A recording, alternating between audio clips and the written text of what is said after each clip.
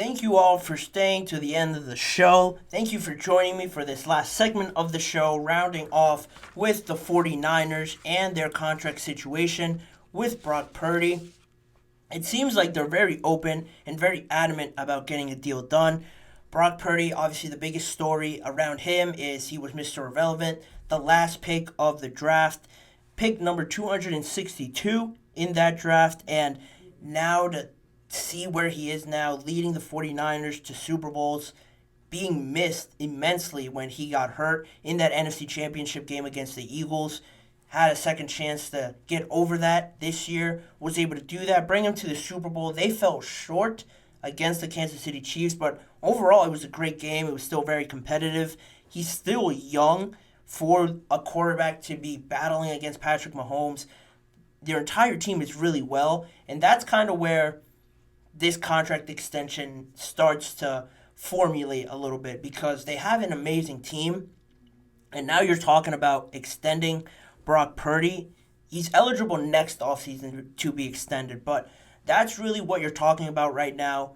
The biggest question with this extension is it Purdy, or is it just that they have an insanely, ridiculously talented team that makes him look a lot better? Can other quarterbacks be thrown in there and produce as well as Brock Purdy did at least a year ago? Because on top of making the Super Bowl and an NFC Championship, he threw for 4,280 yards, a nearly 70% completion percentage, 31 touchdowns, and an 113 QBR rating for them, a team record for yards thrown in a season as well, 4,280. So, really impressive season from Brock Purdy in the regular season. Looks very impressive when you see these numbers out there. I lay them out, and you see that he's up there with some of the best in yards. Completion percentage is really high at 70%. 31 touchdowns as well is nothing to sneeze at. So, if he plays like he has been and proves with these numbers that he is of that caliber, I think it's hard to make an argument and saying that he doesn't deserve that if he keeps performing like he has in the regular season. Like I mentioned, the team and the talent that he has around him, yeah, other quarterbacks don't have that.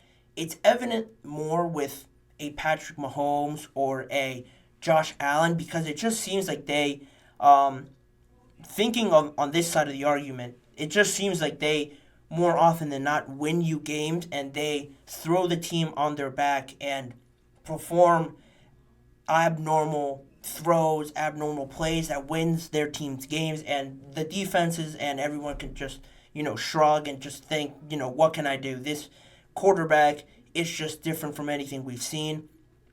That is that argument. It's a good argument in all honesty, because comparing just player to player, Brock Purdy can't really do all that athletic plays that Mahomes, Josh Allen can do, really. But at the same time, thinking about it, do you want your quarterback to be doing that all the time? Do you want your quarterback to always be winning you games? Sure, it's nice having him be the reason that you do win games and he makes some nice throws or makes some great plays. Not to say that Brock Purdy can't escape the pocket and run. He made a lot of those plays, extending plays in the playoffs last season. But he's not always going to be the hero. He's not always going to throw on his cape. And nobody expects him to do that on a consistent basis like they expect Mahomes or Josh Allen to do. But again, I'll just throw it out there. Do you want your quarterback to always have to do that in tough games? Some teams like the 49ers, I'm sure they don't. And I'm sure they'll say that their planning around their team building is better than these other teams, which is why Brock Purdy doesn't have to do much, which again is another solid argument to use. They don't want their quarterback to always be throwing everything on the line and having to do extra to win them close games if they can build their team better than all these other teams, quite frankly, and win games that way comfortably, rely on their defense, which is really good.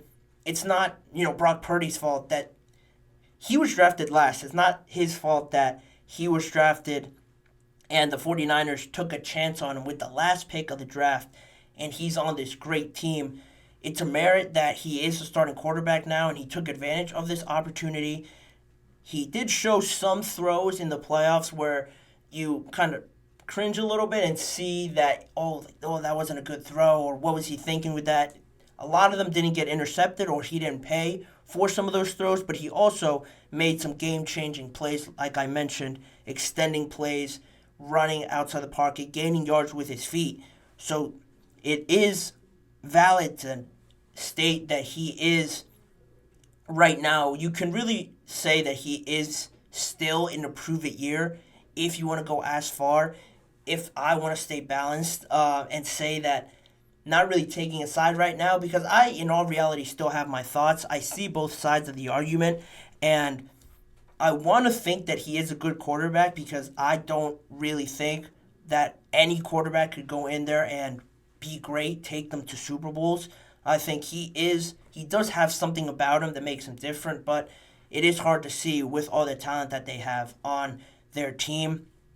But on his extension and this question surrounding him, the 49ers CEO, Jed York, spoke on this and his extension and what he thinks of it. He said that it's a good problem when your quarterback is one of the highest paid guys on your team and in the league.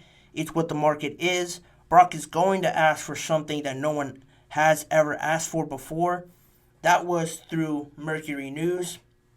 He seems to be pretty open about it, just accepting that it is the market, it is the kind of situation that quarterbacks find themselves in. And if you want a good quarterback, you can't have good quarterbacks for free. You're going to have to pay up for what they do for your team. All these other quarterbacks have been paid. Joe Burrow has recently gotten a new contract. Lamar has gotten a new contract. Patrick is still on that huge contract, 10-year contract, I think it was, that he signed. So Brock is now sort of leading that new charge of younger quarterbacks that are looking to get extended. Herbert was also extended recently as well. So now Brock is sort of leading that next group of younger quarterbacks to try and get their first contract, trying to get paid in the NFL. And 9 quarterbacks currently make over $40 million per year on their current deal. Could you name 9 better quarterbacks legitimately, not just on talent, because that obviously can sway the vote. It's more subjective if you just compare talents. Are there 9 quarterbacks that can fit into this 49ers system and can carry and take the 49ers into the playoffs and be successful? I think people would struggle with that more than they think. I'm sure you can name Josh, Patrick, Lamar, Justin, Joe. That's already 5 quarterbacks. You can throw Jalen Hurts in there, that's 6, just based on talent and attributes that they have. Those guys have great arms. A lot of them are pretty big. A lot of them are hard to tackle while running. And that's 6 quarterbacks right there. I didn't mention Herbert. You can throw him in there. That's 7. And then you get to Dak Prescott. Do you want to say he's better? He hasn't performed it like a top quarterback in the playoffs. So I don't really think you could just plug him in and expect change with the 49ers. Other quarterbacks that you might want to throw in there, I don't know, I'm drawing a blank. Rodgers, if you want to throw him in there still, he could be 8. And I think Brock could slide in there at 9. I am struggling. I mean, Trevor Lawrence is talented, but he hasn't gotten his Jacksonville Jaguars team that far in the playoffs either. You could say he's more talented, but again, that's subjective if you're just comparing them.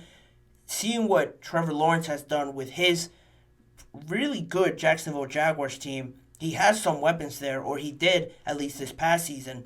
They didn't make the playoffs. You saw how badly they fell off. So can you really say that he could just go into the 49ers and something will change with them?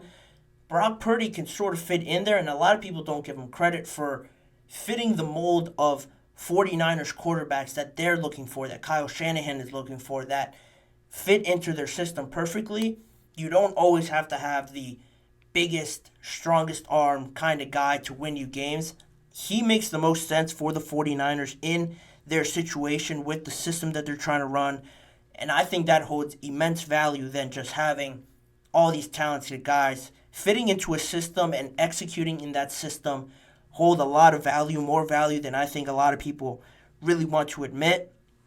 And on the contract extension, again, their CEO, Jed York, mentioned that, or he pointed to Jimmy G's contract and Colin Kaepernick's contract as well when he cited, trying to figure this all out with Brock Purdy. He pointed to those two contracts as signs that they're willing and they're able to do what is necessary to retain their quarterbacks. Jimmy G got a pretty big contract with the Niners, and they also gave Colin Kaepernick an extension as soon as he was able and eligible to be extended. That isn't Brock Purdy right now. That's going to be him next season. So they've already shown trends of feeling confident in their quarterbacks, and if they have performed, they'll be willing to give him an extension. That's great for Brock Purdy. But the biggest caveat in all of this is how he plays next year. Like I mentioned at the start of this, it is still sort of a prove it, trying to maneuver through this gray area still with Brock Purdy, because he does a lot of good, and in my opinion, fits them perfectly. It is the kind of quarterback that they need, but to justify, we're talking about $40 to maybe more $1 million, you have to be 110% that this guy is going to has only shown you good performances, but will continue to do it further down the line. And this next year, I think, will be pivotal for that, because it is sort of like a contract year for Brock Purdy. They're coming off a Super Bowl loss. They want to get back there, obviously, and finally get over that hump. If he's able to do that, sign it right there. If he wins them the Super Bowl, he's going to get a massive extension, because they're not going to win a Super Bowl without him playing well. So if he does that, even if he gets back to the Super Bowl, I think it's still a guarantee that they sign him. But another thing to just monitor and see how it plays out is Brandon Ayuk's contract, obviously, because he has slowly become his favorite target, Brock Purdy's favorite target, and they've built a good relationship over the last 2 seasons. Last season, Brandon Ayuk having a great year with Brock Purdy, so you want to make sure to maximize Brock Purdy that you get his number one guy or one of his number one guys back on the team. So that's something to watch and see how it all plays out, and that could affect Brock Purdy's performance next season if they lose him and don't replace him, or if he does come back, then there's really no excuse to how they perform on the field, which is the biggest thing. That'll be the biggest determinant in how much money Brock gets, and if he gets that extension. I think they will give him the extension, but talking about money, how much he'll make compared to some of these other guys is always a big talking point and a big determinant in figuring out these contracts, especially for a young guy that has been doing them a big favor in being on that rookie contract, earning so little still. To finally pay him, he's earned it, but now the 49ers have to cough that up for everything that he's done for them, and that'll develop more next season and throughout this whole season on how they perform. I expect the deal to get done, and if I were to throw a number out there just to wrap this up, I would probably think he falls somewhere between 43 to maybe 46 million per year. 40 is really the cutoff at top 10, so I think he'll make more than that. I think the 49ers will pay more than that for their rookie, Mr. Irrelevant quarterback that they drafted a few years back. But that's all the time I will have for that segment and for the show.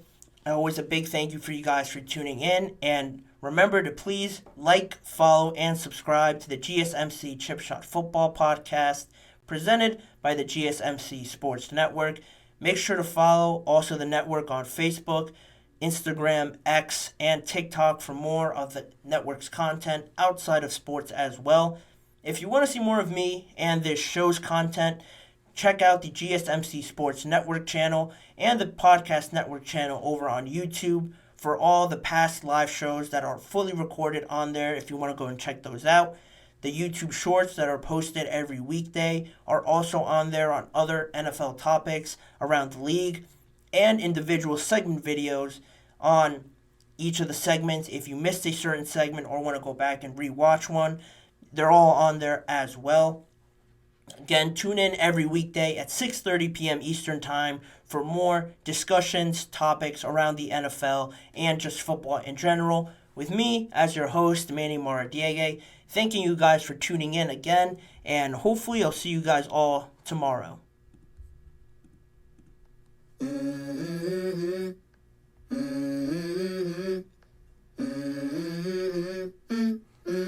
Let's go. I wake up to a little bit of drool on my pillow, feel like it's gonna be a bad day. Yeah, I'm tired of shit, and the coffee ain't hit yet, damn, ain't that great. I don't wanna go to